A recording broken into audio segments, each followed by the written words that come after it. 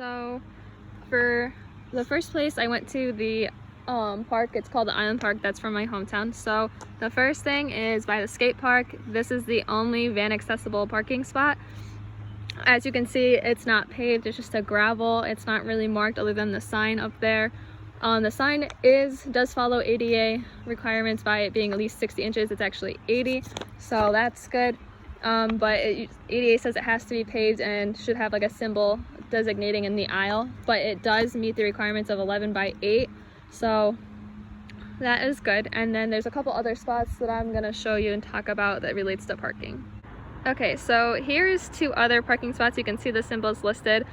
These are just normal car parking, not van accessible, but you can't determine where the what separates them and where the aisle should be, so I feel like it should be remarked. Other than that, it does meet. This is 8 feet by 5 feet, so that is good. And then this is an alternative entrance for the playground over there, but it also is the entrance to the town pool, which there is the sidewalk is right there, so that makes that accessible. But if you were going to the playground from this side, you would have to go all the way, this sidewalk goes all the way across to the other side, and then you'd have to go all the way down behind that slide over there to enter on the other side, which I'm gonna show you on that as well.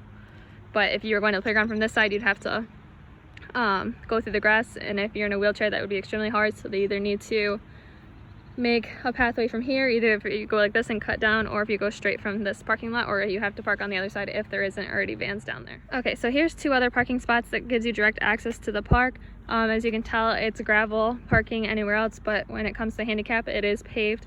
These are fairly new. They are 8 feet by the 5-foot aisle, so that follows ADA standards.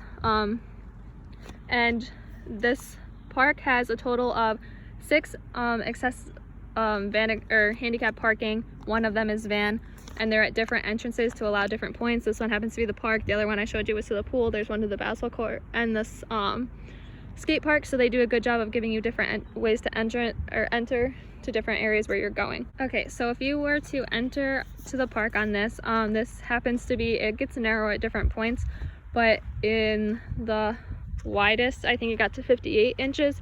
So if you were passing somebody, it'd be a little bit hard, so I would suggest that they widen it. And if it was rainy or muddy, someone in a wheelchair is gonna have a really hard time getting there. And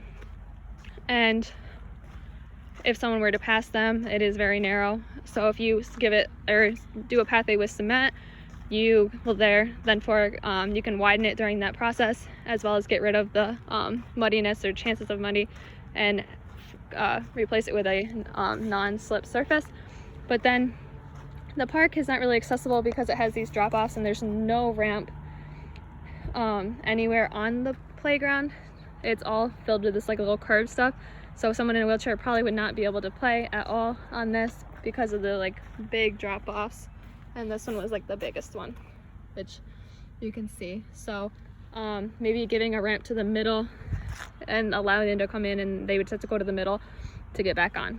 So last thing about the park, this is another option for a bathroom, but there's 3 other different bathrooms that people can use. This one just happens to be the closest to the park. So with this one has a ramp. You can see it's kind of overgrown and it probably should be replaced, but since the rise is 8 inches, it's gonna need to have railings on both sides. You can tell there's railings at the top of the landing, but it should definitely be at least on this side. There's not a lip on the other side, but if someone were to get on with a wheelchair, there's a little bit of a lip. They're gonna have trouble. So if and they also have to go through the grass and the gravel to get here from the road. So if you were to either like have the ramp change directions, or have a little sidewalk that goes from like here to there to get them up on to go into the bathroom, that would make this ADA accessible and a lot more easy or user friendly for individuals who are in a wheelchair or that have visual impairments that can't see the lip to use the ramp to get into the bathroom. Okay, so I just wanted to reiterate some of the main points. So with the parking, there was no actual designated or like parking spots for normal parking.